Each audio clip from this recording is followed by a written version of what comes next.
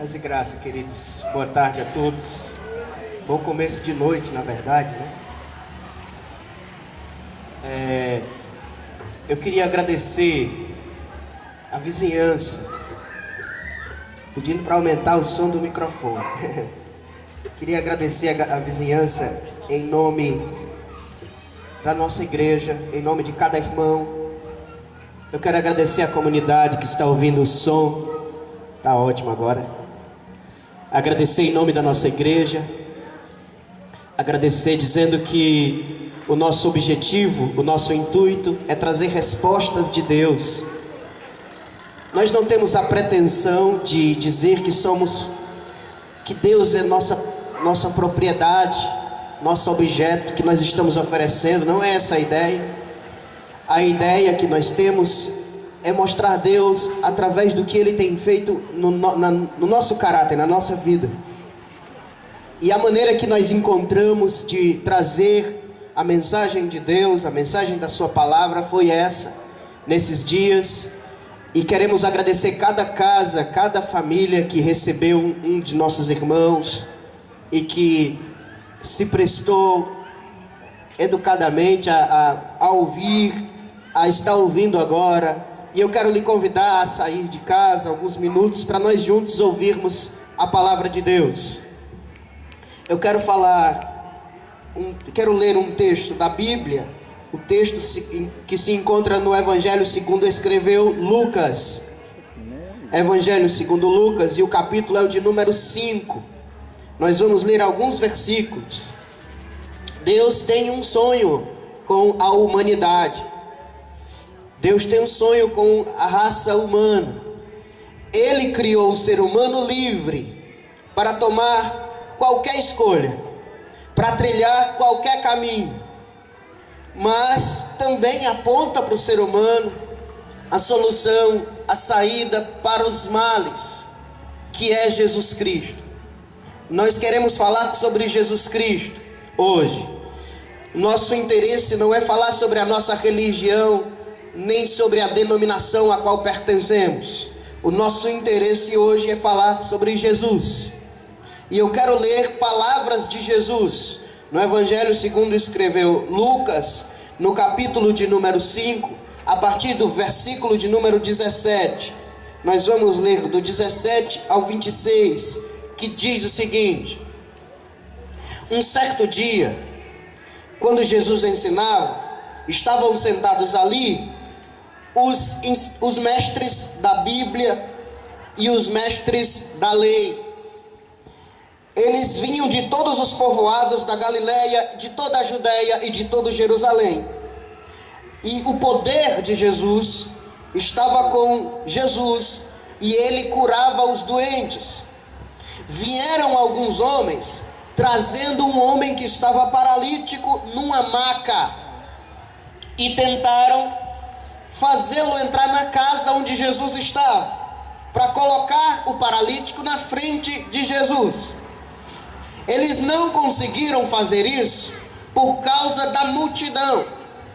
Então, eles subiram no terraço da casa, no telhado, e baixaram a sua maca por um buraco no teto, até no meio da multidão, bem em frente de Jesus. Quando Jesus viu que eles tinham fé, Jesus disse o seguinte: homem, os teus pecados são perdoados. Os religiosos e os mestres da lei começaram a pensar: quem é esse homem que está blasfemando? Quem é que pode perdoar os erros do ser humano, se não somente Deus? Eles perguntavam. E Jesus, sabendo o que pensavam os religiosos, disse: por que vocês estão pensando dessa forma? O que é mais fácil dizer? Os teus pecados são perdoados a esse paralítico? Ou paralítico, levante-se e ande?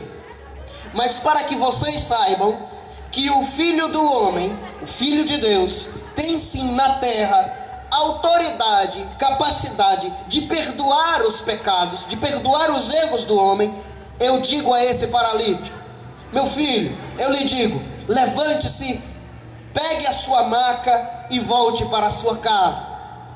Imediatamente o paralítico se levantou e ficou de pé na frente deles. Ele pegou a maca em que ele mesmo estava deitado e foi para casa louvando a Deus. Todos ficaram atônitos pelo milagre e glorificavam a Deus por causa disso. E cheios de temor, eles diziam: hoje nós vimos coisas extraordinárias neste lugar. Até aqui, queridos, a minha oração a Deus é que Deus possa falar aos corações de cada família que está ouvindo o som nessa noite, nesse começo de noite.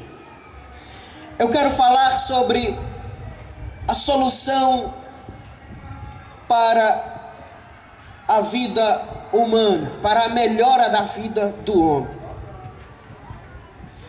Nós todos estamos num mesmo nível.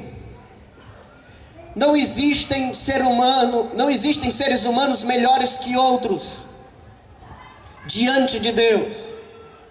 Há uma lei espiritual, uma regra ensinada pela Bíblia, no capítulo 3 da carta de Paulo aos Romanos, que diz que todos são pecadores e que não existe um justo sequer. Todos nós estamos de igual modo. Então a primeira coisa que eu quero dizer para você que está ouvindo minha voz nessa noite é que nenhum de nós aqui estamos nos posicionando como juízes de ninguém. Nenhum de nós, ao virmos aqui hoje, ao realizarmos esse evento, temos o interesse de dizer que somos melhores ou que estamos no nível de poder lhe julgar. Mas deixa eu lhe dizer uma coisa: nós todos erramos na vida, e todos os nossos erros, todos os nossos gestos têm consequências.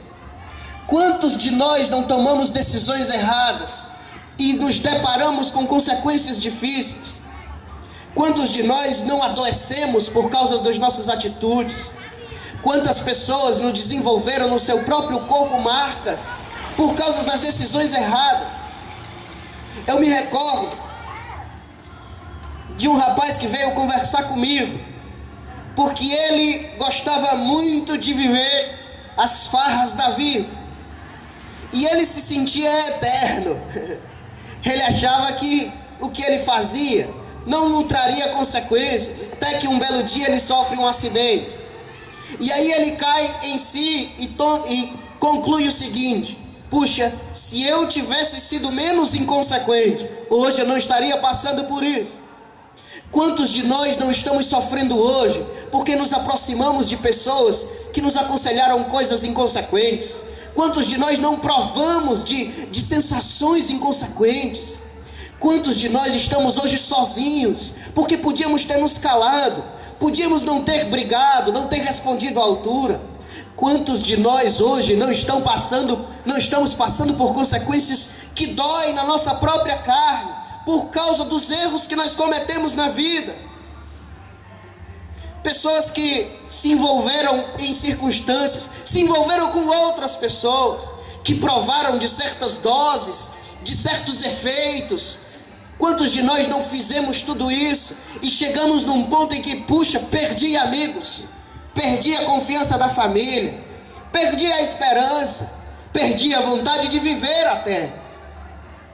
Talvez você que esteja ouvindo o som da minha voz não tenha chegado a este ponto. Talvez você que esteja ouvindo o som da minha voz não tenha passado por grandes consequências da vida. Mas algo é incontestável, e você há de concordar comigo, que talvez se você tivesse trilhado outro caminho, talvez se você tivesse tomado outra decisão, a vida hoje seria diferente. A vida da sua família hoje seria diferente, do seu casamento, as coisas que acontecem com seus filhos, com seus pais, com seus irmãos, não sei. Quantos de nós não pensamos muitas vezes, puxa, se a minha vida fosse essa ou aquela?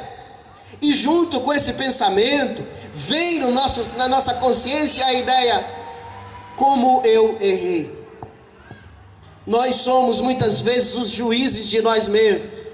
Nós muitas vezes nos condenamos e achamos: não tem jeito para mim, eu nasci assim, vou morrer assim. Qualquer semelhança com a música da novela não é mera coincidência. Porque na verdade nós nos autocondenamos e achamos muitas vezes que não temos jeito, que nós somos isso mesmo, e que a vida é assim mesmo, e a gente tem que se conformar e pronto, e a vida é assim, a família vai ser desse jeito, e pronto, e não tem muito o que relutar. A circunstância que eu acabei de ler mostra a maneira como Jesus olha para nós, e a maneira como Jesus olha para quem erra na vida. Há um texto na Bíblia, palavras de Jesus, que duas pessoas foram orar. Jesus conta uma metáfora, uma parábola, uma história para tentar ilustrar uma verdade. E a história que ele conta é a história de um camarada que era considerado pecador e um camarada que era considerado religioso. O religioso ora a Deus dizendo: Deus, eu sou bom, eu vou ao templo, eu oro, eu jejuo, eu contribuo. E o religioso se engrandecia. O pecador batia no peito e dizia: Deus, tem misericórdia de mim. Jesus diz que aquele que teve a atenção de Deus foi o que se viu pecador. E é o que hoje nós queremos dizer a você que está ouvindo a nossa voz. Talvez você tenha cometido erros na vida, decisões, talvez tenha passado por circunstâncias, tenha provado e experimentado algumas coisas, mas Deus hoje não deseja condenar você e não deseja dizer a você que não tem jeito. Ao contrário, a todo aquele que se vê errante, aquele que vê a si mesmo e se identifica seus erros, é esse que tem a atenção e os olhos de Deus voltados para si. Deus não está interessado em pessoas que acham que são autossuficientes e que acham que não precisam de Deus nem do próximo. Deus dá atenção àquele que se reconhece como errante. Esse sim tem a atenção e os olhos de Deus voltados para ele.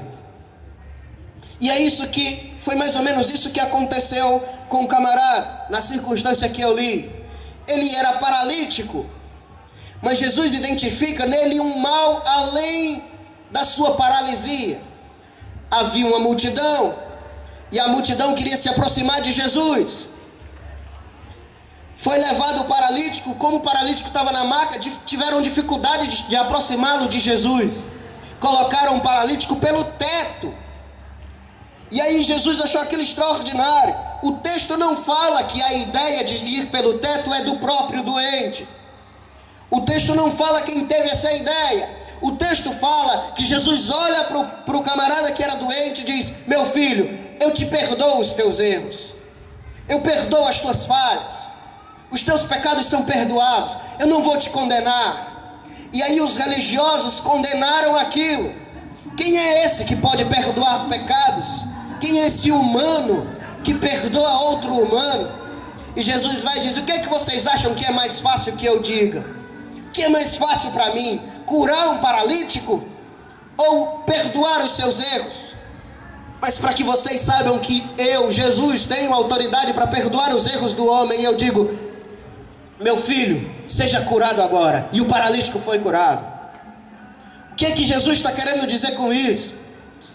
O que Jesus está querendo dizer ao se deparar com essa circunstância é que muitas das circunstâncias da vida que nós estamos passando não é o verdadeiro problema da nossa existência.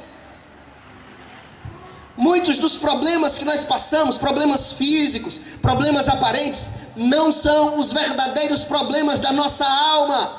Existe um problema por detrás de tudo.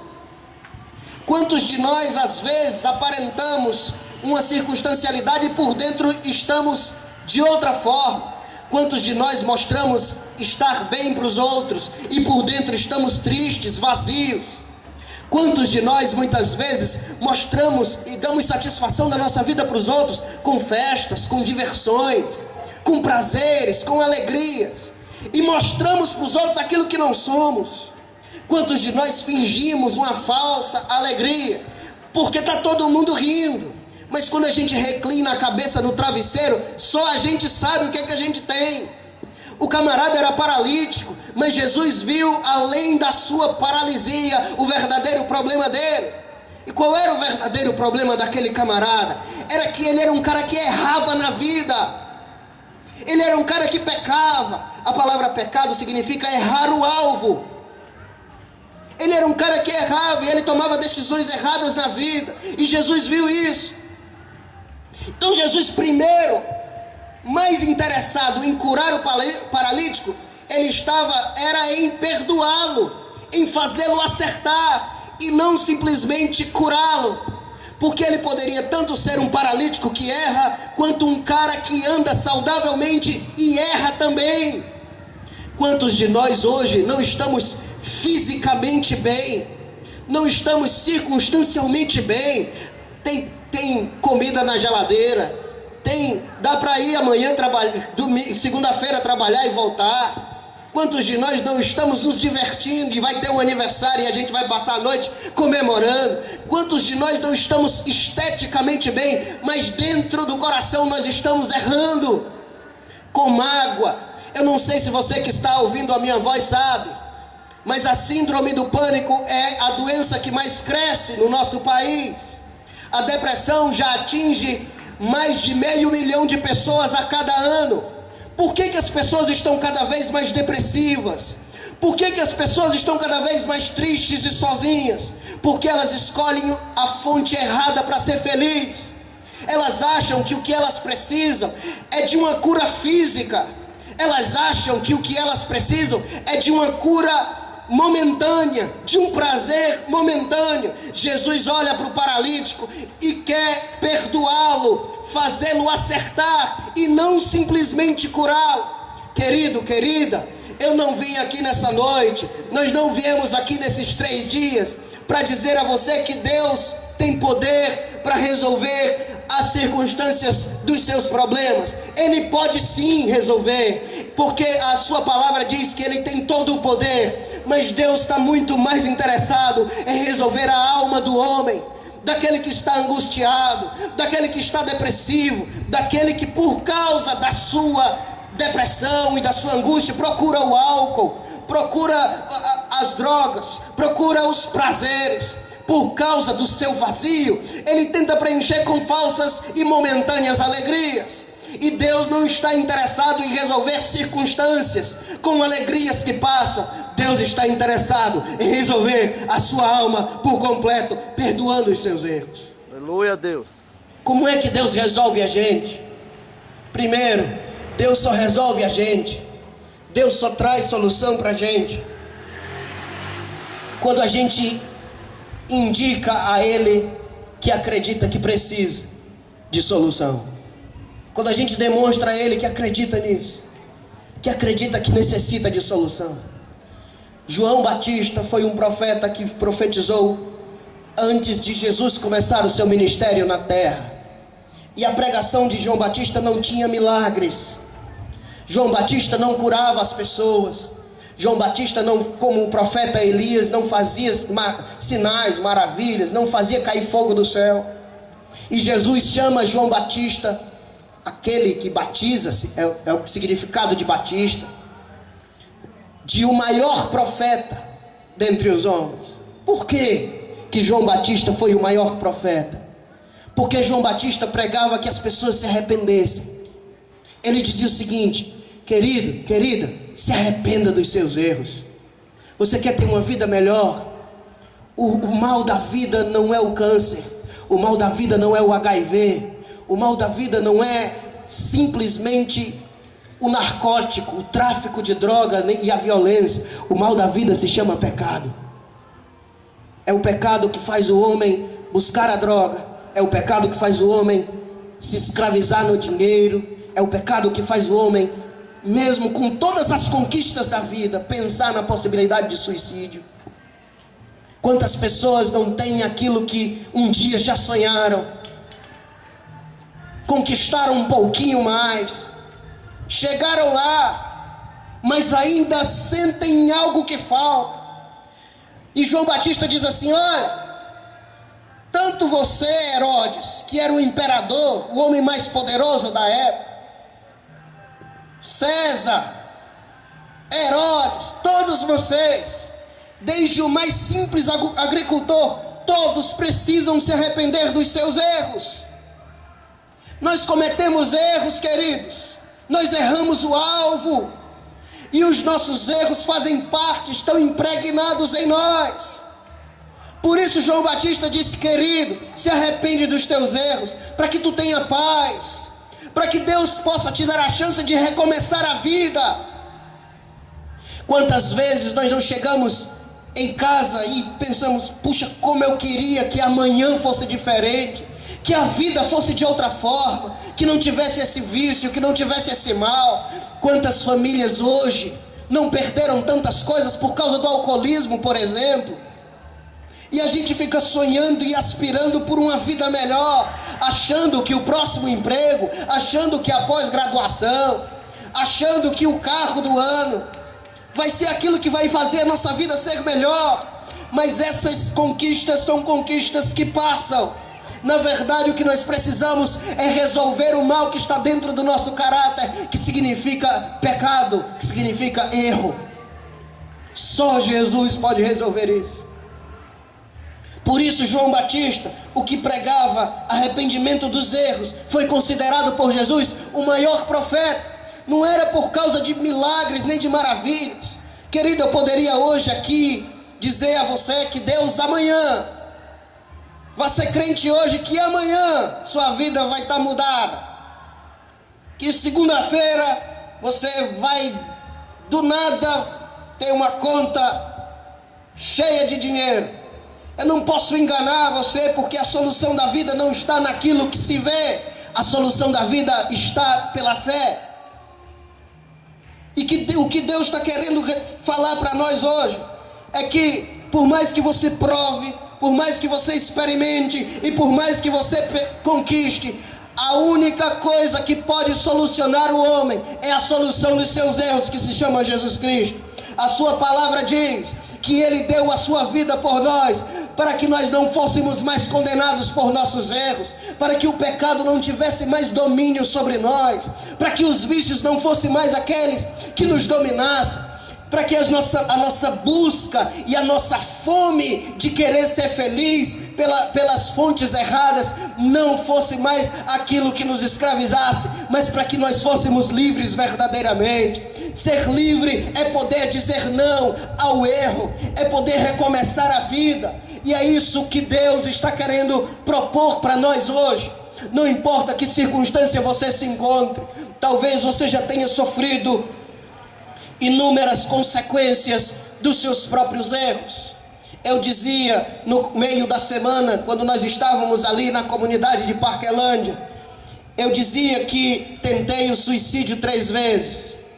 Eu tive depressão profunda. Eu passava dias e dias deitado na cama e só me levantava 1 ou 2 vezes por dia.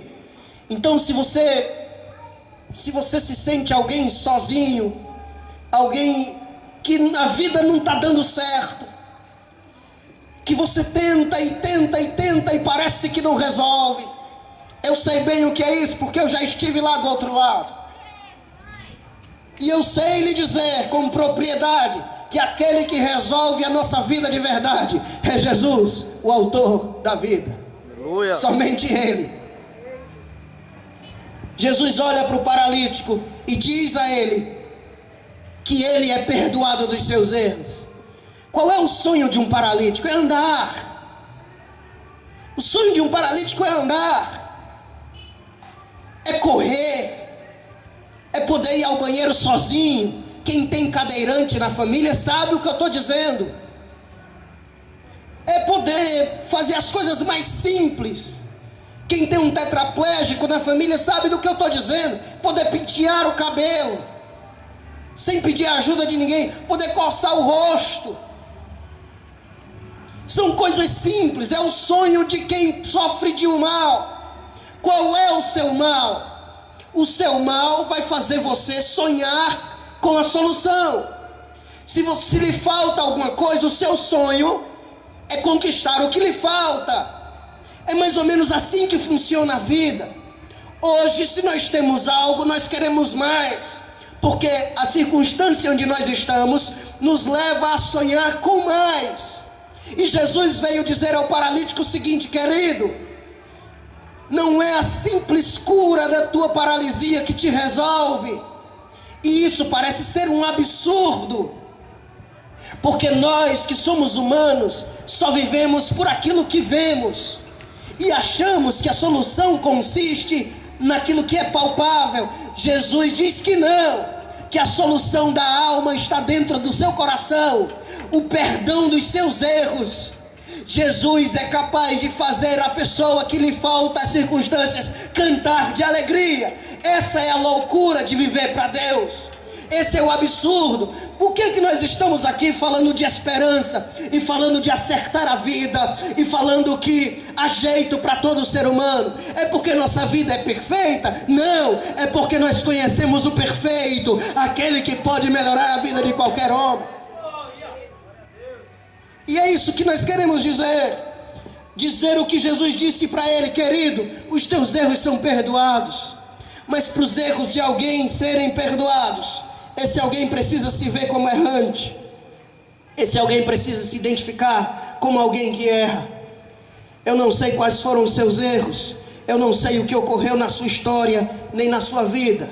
O que eu sei é que, independente de qual seja a circunstancialidade que esteja acontecendo com você, existe jeito, querido. Talvez você não esteja no estágio que eu estive, de tentar o suicídio 3 vezes por depressão profunda, mas eu busquei em muita fonte tentar ser feliz e tentar acertar. Somente Jesus, a verdadeira fonte de alegria, pôde preencher a minha alma. E é isso que nós queremos dizer para você nessa noite, nesse começo de noite, deste dia, que Jesus é aquele que pode preencher a sua vida. E Jesus perdoa os erros do paralítico, e em seguida reestabelece, recomeça com a sua vida, restabelece a sua saúde física. Querido, deixa Deus primeiro perdoar o que aconteceu até agora. Deixa Deus perdoar o que houve até hoje. Não importa o que aconteceu, não importa o que houve, vai ser jogado no mar do esquecimento. Ah, mas eu provei daquilo, eu gosto daquilo outro, eu sou preso a isso e aquilo mais, porque eu sou preso para tentar me satisfazer. Não é que eu sou escravo. Quando eu quiser eu paro. É a ilusão de todo escravo, é a ideia de quando quiser para, mas na verdade ele nunca para, porque ele é escravo e não nota. E aí ele depois que ele reconhece que precisa disso, e se você for a qualquer médico, o médico vai dizer: querido, para você ser curado, para você ser tratado, primeiro precisa ser diagnosticado que você está doente. É impossível o tratamento se não reconhecer que está doente. É impossível haver cura se não identificar a doença. E a nossa doença verdadeira não é a doença física, é a doença da alma. Entenda, Deus está querendo curar a humanidade. A solução do mundo não é dólar, a solução do mundo não é Barack Obama, a solução do mundo não é a cura das doenças que ainda não tem cura. A solução do mundo é Jesus, aquele que cura o pecado do homem, que faz o homem acertar o alvo, que faz o ser humano dar certo na vida. Talvez você olhe para você e diga assim: eu sou um ninguém, eu não vou servir para nada. Não, querido, Deus olha para você e diz que você é importante, e Ele foi até a cruz e deu a vida por você, para provar para você que você vale para Ele, e que não existem casos irreversíveis para Deus. O texto fala que Jesus diz o seguinte: querido, eu te perdoo, eu te curo e volta para a tua vida. É mais ou menos isso que Jesus quer fazer conosco. O que nós viemos dizer nesses 3 dias aqui é que Jesus é aquele que nos faz voltar para o nosso dia a dia, mas nos faz voltar de uma forma diferente. Dentro de nós as coisas são diferentes, elas passam a ficar diferentes. Querido, deixa Deus resolver dentro de você, deixa Deus resolver sua alma, deixa Deus resolver sua tristeza, deixa Ele te ajudar a cantar em meio às dificuldades, deixa Deus preencher o teu coração. Eu quero convidar os irmãos para ficar de pé, para ficarmos de pé e orarmos pela comunidade neste momento. Aquele que pode curar paralisias da alma e do corpo, aquele que pode resolver qualquer que seja a circunstância, é Jesus. E entenda, ter Jesus é mais do que ser evangélico. Ter Jesus é mais do que frequentar uma igreja. Ter Jesus é mais do que ser religioso. Quantas pessoas não têm a alma amargurada pelas traições? Quantas mulheres estão inimigas, convivendo dentro de casa com seus próprios maridos por causa de traições? Quantos filhos estão sem falar com seus pais por causa disso? Quantos deles não iniciaram em vícios por causa de dentro de casa? Deixa Deus resolver isso, querido. Deixa Deus resolver tua alma, deixa Ele resolver teu coração. Tem uma canção da harpa cristã que fala que Deus enviou o seu Filho para perdoar e para salvar, e Ele morreu na cruz por causa dos nossos erros.